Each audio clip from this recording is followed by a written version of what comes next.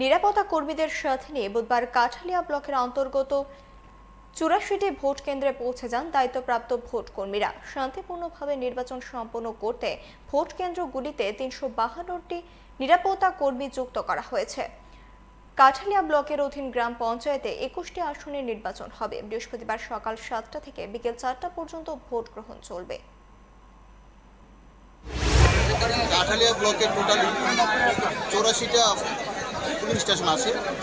84টা pulling সেন্টারের security এবং pulling party আজকে ডিসপার্সন হচ্ছে।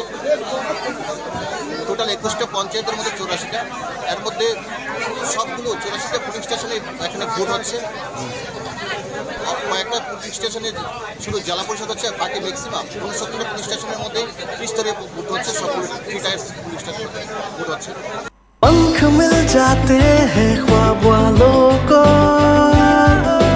आड़ते हैं जिंदगी सवर ले,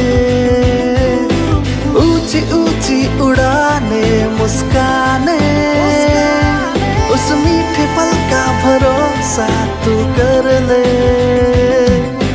जिंदगी में कुछ बनो है techno. Techno College of Engineering, Agartala.